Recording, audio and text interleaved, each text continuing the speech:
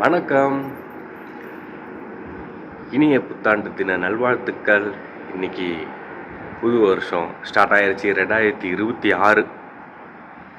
நான் 5ஆம் வகுப்பு படிக்கும்போது எனக்கு தெரிஞ்சு அது வரைக்கும், அதுக்கு முன்னாடி அதுக்கப்புறம் எப்படின்னு தெரியாது. நான் 5ஆம் வகுப்பு எங்கள் சொந்த கிராமத்தில் படிக்கிற வரைக்கும், அப்புறம் இந்த டேட் போட்டு டெய்லி எழுதும்போது ஸ்கூலில் 4ஆம் வகுப்பு 3ஆம் வகுப்புலாம் படிக்கும்போது 2004, 2003, 2005 அப்படி எழுதிக்கிட்டு இருந்தது எனக்கு நல்லா ஞாபகம் இருக்குது. 2007, 2008, 2012 வரைக்கும் எனக்கு ஞாபகம் இருக்குது. அது நாம் வந்துட்டு அந்த நோட்டில் வந்துட்டு மேலே தேதி கிழமை அது எழுதும்போது, அந்த நோட்டில் வந்து நான் மேலே எழுதும்போது எனக்கு அது ஞாபகமாக இருக்குது.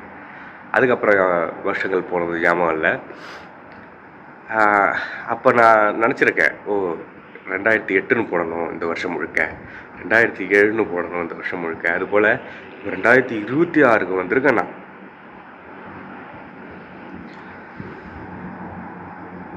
2026க்கு வந்துட்டேன். 2006லேருந்து 2026க்கு வந்திருக்கேன்.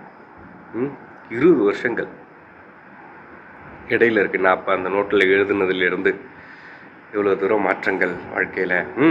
இதுதான் எங்கள் கடைக்கு உண்டான புது யூனிஃபார்ம். இன்றைக்கி நியூ இயர்லேருந்து எல்லோரும் போட்டுட்டு வருவோம். கொஞ்சம் லூஸாக இருக்குது, ஆனால் லூஸாக இருந்தால் தான் எனக்கு பிடிக்கும். ஏன்னா கடையில் வந்துட்டு ஹீட்டு வேலை தானே, வேர்க்கும். லூஸாக இருந்துச்சுன்னா நல்லா தானே இருக்கும். அது மட்டும் இல்லாமல் கொஞ்சம் எனக்கு தொப்பை போடுது. இப்போ இந்த லூஸ் அட்ரஸ் போட்டோம்னா தெரியாது, கொஞ்சம் டைட்டாக போட்டோம்னா தெரியும் தொப்பை போட்டிருக்கிறது. இப்போ மணி 5:30, 1 மணி நேரம் முன்னாடியே போகிற வேலைக்கு 100 ரொட்டி ஆர்டர் வந்திருக்குல்ல, போய் அதை முடிச்சு விடுவோம். ஓகே, இந்த நாள் ஆரம்பிச்சிருச்சு. அனைவருக்கும் இனிய புத்தாண்டு தின நல்வாழ்த்துக்கள். நண்பர்களே, தம்பி சொன்ன மாதிரி அழகாக மாவு பிடிச்சி வச்சிருக்கான். ஆரம்பிக்கலாமா? இப்போ நான் லைவ் போட போகிறேன். ஒரு 1.5 மணி நேரம் போடுவோம். இப்போ காலையில் அந்த ஜாலியாக இருக்கக்கூடிய ஓனர் தான் வருவார். அப்படியே கண்டினியூவாக லைவ் ஓடினாலும் பிரச்சனை இல்லை. ஓகே, ஆரம்பிக்கலாம். நண்பர்களே, 100 ரொட்டி ஆர்டர் முடிச்சாச்சு. என்னையா இருக்குது, மணி இப்போ கரெக்டாக 7. இப்போ கடை திறந்துடுவாங்க. கடை திறந்ததுக்கப்புறம் கால விவரம் பார்க்கணும். ஓகே, வாங்க இந்த 100 ரொட்டியை பாருங்கள். 100 ரொட்டி ரெடி ஆயிடுச்சு. இப்போ இதெல்லாத்தையும் எடுத்து இந்த பாக்ஸ் முழுக்க நம்ம வந்துட்டு அடுக்க போகிறோம். ஓகே, அப்புறம் என்ன, மணி 7. Happy new year. எல்லாருக்கும் வந்துட்டு இனிய புத்தாண்டு தின நல்வாழ்த்துக்கள். ஓகே, இன்றைக்கி அரசிட்டு லீவ் இருக்குது. மதியம் 1 மணியோட, அப்படின்னா இந்தியா டைமுக்கு 10:30 மணியோட. அதுக்கப்புறம் என்னென்ன நடக்க போகுது, எங்கெங்கே போக போகிறேன், லீவு இருக்கா இல்லையா, திடீர்னு கூட கேன்சல் பண்ணுவாங்க. என்ன ஏதுன்னு போக தான் தெரியும். வாங்க பார்ப்போம். ஓகே, அதுதான் அந்த 100 ரொட்டி கோசம். ரொட்டி சென்னை பரோட்டா. ஓகே, நிறைய பேர் லைவ் பண்ணப்பா, நிறைய பேர் வந்தீங்க, ரொம்ப சந்தோஷமாக இருந்துச்சு. எல்லாருக்கும் யாருன்னே தெரியாதவங்களுக்குலாம் விஷஸ் சொன்னேன். ஏன்னா நான் எப்பவுமே லைவ் போகிறது நைட்டு, ஈவினிங் இந்தியா டைமுக்கு. ஓகே, நான் இங்கே மலேசியா லைவ் இந்த நேரத்தில் லைவ் போட்டேன்னா அப்போ மிட் நைட்டு, நடுராத்திரி இந்தியாவில். என்னோடய சப்ஸ்கிரைபர்ஸ் எல்லாம் வழக்கமாக வரவங்களாம் தூங்குவாங்க. இப்போ புதுசாக வந்தாங்க நிறைய பேர், அவங்களுக்குலாம் வாழ்த்துக்கள் சொன்னது ரொம்ப ஹாப்பியாக இருந்துச்சு. ஓகே, எல்லோரும் பார்த்து பத்திரமா இருங்க. Happy new year. காதல் இவன் தான் நம்ம ரூம்மேட் சுரேஷ் தம்பி. காலையிலேருந்து பார்த்துக்கிட்டு இருக்கான், என்னடா இவன் லைவாக போட்டுக்கிட்டு இருக்கான்னு. நண்பர்களே, காலையிலேருந்து இந்த லைட்டு வெளிச்சத்துக்குள்ளேயே இருக்கவும் வெளியே பார்த்தா இருட்டாக இருக்குது. கடை திறந்ததுக்கப்புறம் பாருங்களேன், என்னமோ பகலில் இருக்கிற மாதிரியே ஒரு ஃபீலிங்கில் இருக்கிறேன்னா. பார்த்தீங்களா, இப்போ தான் விடியுது.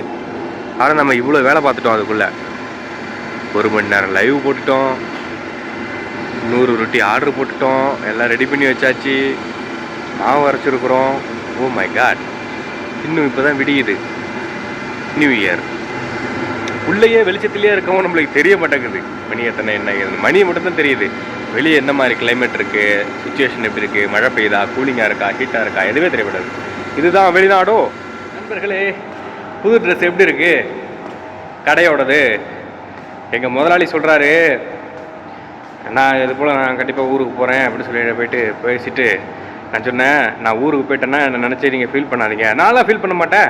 10ஆம் தேதி 18ஆம் தேதி 10 பேரை ஊர்லேருந்து வர வைக்க போகிறேன் வேலைக்கு அப்படின்னாரு. நான் சொன்னேன், பரவாயில்ல, எத்தனை பேர் எடுத்துனாலும் எடுத்துக்கோங்க, ஓகே, என்னை பார்க்க முடியாது, என் கூட பேச முடியாது, சொல்லி எதுவும் ஃபீல் பண்ணாதீங்க, அடிக்கடி ஃபோன் அடிங்க அப்படி சொல்லி சொன்னேன். ஃபோன் அடிக்கிறேன் அப்படி சொல்லி சொன்னேன். அதெல்லாம் நான் ஃபீல் பண்ண மாட்டேன். நீ இங்கேருந்து போய் என்ன பண்ண போகிறேன்னு பார்க்குறேன். இது மாதிரி எத்தனையோ பேர் போயிட்டு திரும்ப வெளிநாடு தான் வர்றாங்க. நீ என்னமோ நான் போகிறேன்னு சொல்லிட்டு தெரியுற. போகாத, இங்கே இரு, உனக்கு 60 வெள்ளி சம்பளம் தரேன் அப்படி சொல்லி சொன்னார். எங்கள் கடையில் இது வரைக்கும் யாருக்குமே அந்த வார்த்தையில் அவர் வந்து பயன்படுத்துனது கிடையாது. எல்லோரும் கொடுக்குற சம்பளத்தை வாங்கிட்டு கப்பிச்சு பண்ணி வேலை பார்க்குறாங்க. எனக்கு தான் 60 வெள்ளி கொடுக்குறேன் அப்படி சொல்லியிருக்கிறாங்க. ஆனாலும் நான் போகிறேன் அப்படின்னு சொல்லிட்டேன். ஏன்னா 15 வருஷம் நான் வந்துட்டு எவ்வளோ ப்ரேயர் பண்ணி எவ்வளோ இன்னல்களெல்லாம் கடந்து நான் அவ்வளோ ஹார்ட் ஒர்க் பண்ணேன். 15 மாதம் பண்ணிவிட்டு சம்பளம் 60 வெள்ளி கேட்டப்போ கொடுக்கல. இப்போ அது 70 வெள்ளியாகவே கொடுத்தாலும் எனக்கு அது வந்துட்டு ஈடாகாது. நான் அவ்வளோ எதிர்பார்த்து அவ்வளோ வேண்டி அவ்வளோ வந்துட்டு கஷ்டப்பட்டு நான் வந்துட்டு 15 மாதம் ஒரு நிமிஷமும் நான் வந்துட்டு அவ்வளோ ஹார்ட் ஒர்க் பண்ணி எனக்கு கிடைக்காத பணம் இப்போ கிடைச்சா என்ன கிடைக்கலன்னு என்ன. இன்றைக்கி நான் வந்துட்டு ஒரு உயர்ந்த இடத்துல இருக்கிறேன் எங்கள் கடையில். ஓகே, பதவியில் ஒரு பொறுப்பில். அந்த அளவுக்கு நான் இப்போ வெளியே போனேன்னா எங்கே போனாலும் இதை விட 80 வெள்ளி 100 வெள்ளி அப்படி சம்பாதிக்க முடியும் என்னால். அது அந்த 15 மாதம் முடிஞ்சு அப்போ நான் நொந்தனே, அதோட முடிஞ்சிச்சு அது. ஓகே, எனக்கு இப்போ எங்கள் கடையில் 60 வெள்ளி தரேன் அப்படி சொல்கிறாங்க. 65 வெள்ளி கேட்டாலும் கொடுப்பாங்க. ஆனால் எனக்கு வேண்டாம், நான் போகிறதுக்கு முடிவு பண்ணிட்டேன். இந்த இடத்த விட்டு நான் வெளியாகிறேன். கொஞ்சம் கஷ்டமாக தான் இருக்குது, எப்படி இல்லாமல் போகும், கஷ்டமாக தான் இருக்குது. வெளியாகணும், நிறைய காரணங்கள், வெளியாகணும்.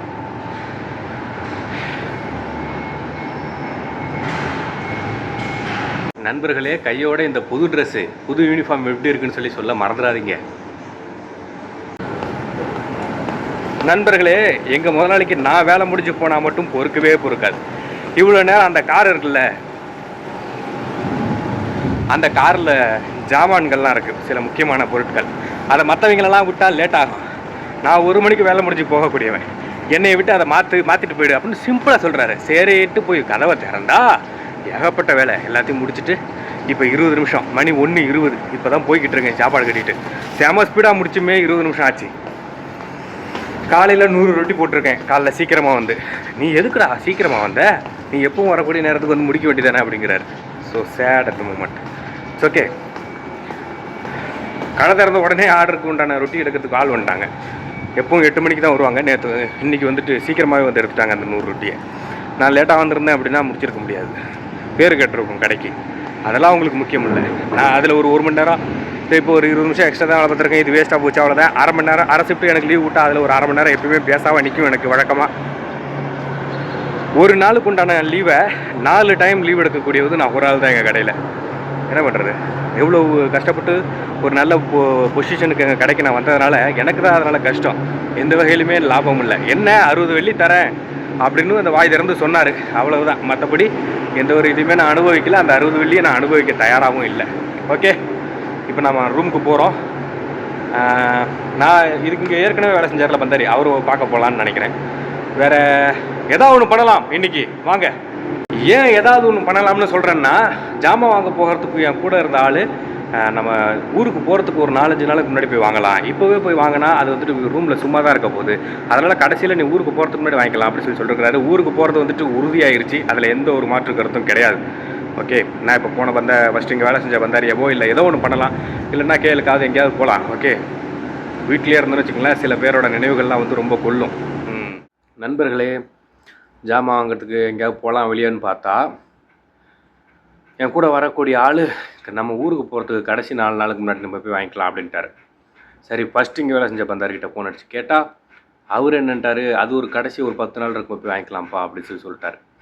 அதனால் நான் இன்றைக்கி எங்கேயுமே போகல, சாப்பிட்டுட்டு தூங்கிட்டேன். எந்திரிச்சு ரூம் மாற்ற வேண்டிய வேலை. இப்போ நான் எங்கே இருக்குன்னு தெரியுதுல்ல, நம்ம பழைய ரூமில் இருக்கிறேன். பழைய ரூமில் இங்கக்குள்ளே ஒரு பெரிய ரூம் இருக்குது. இந்த ரூம் பெரிய ரூம். அந்த ரூமில் நான், சமையல் மாஸ்டர் மற்றும் நம்ம ரூம்மேட்டான சுரேஷ் 3 பேர் இருக்கோம். ரூமு சூப்பராக இருக்குது. உள்ளேயே பாத்ரூம் வசதி, குளிக்கிற வசதி, ஷவரு, ஹீட்ரு, வாஷ் பேசின் எல்லாமே சூப்பராக இருக்குது. ஜம்முன்னு இருக்குது ரூமு. பெரிய ரூம் சூப்பராக இருக்குது, எந்த ஒரு பிரச்சனையும் இல்லை, நீட்டாக இருக்குது. கீழே இந்த ரூமில் பாத்ரூம் பிரச்சனை, இது சூப்பர். இப்போ நான் லைவ் போட போகிறேன் பாருங்கள். இந்த நாள் லீவ் கிடச்சிச்சு, ஆனால் எங்கேயும் போக முடியல. இட்ஸ் ஓகே, தனியாக போகிறதுனா போய்க்கலாம், போர் அடிக்கும்ல. சரி, இப்போ லைவ் போடுவோம். ஓகே நண்பர்களே, இந்த நாள் முடிஞ்சிருச்சு. நம்ம எப்பவும் போல் நம்ம பழைய ரூம்க்கே வந்துட்டோம், குடி மாறிட்டோம் திரும்ப. ஓகே, இந்த நாள் எந்த ஒரு குடிபோதை பிரச்சனைகளும் இல்லாமல் ஒரு சந்தோஷமான நியூ இயராக போச்சு, அமைதியான ஒரு நியூ இயராக. ஓகே, என்ன மாதிரி இருக்கணும்னு நினைக்க எக்காரணத்தை கொண்டு எந்த ஒரு போதை பழக்கவழக்கங்களுக்கும் அடிமையாடாதீங்க. மேலணும்னா ரொம்ப ரொம்ப ரொம்ப ரொம்ப கஷ்டப்படுவீங்க. வாழ்க்கை வந்துட்டு நிம்மதி இல்லாமல் போயிடும். ஓகே, எல்லோரும் பார்த்து பத்திரமா இருங்க. இந்த வீடியோ பிடிச்சிருந்தா லைக் பண்ணி கமெண்ட் பண்ணுங்கள், எப்படி இருக்குன்னு சொல்லி மற்றவங்களுக்கு ஷேர் பண்ணுங்கள். ஓகே, மீண்டும் சந்திப்போம் நாளைக்கு வீடியோவில். பாய்.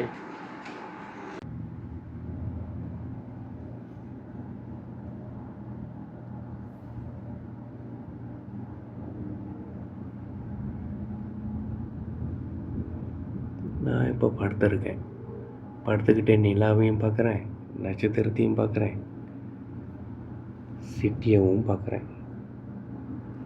Good night.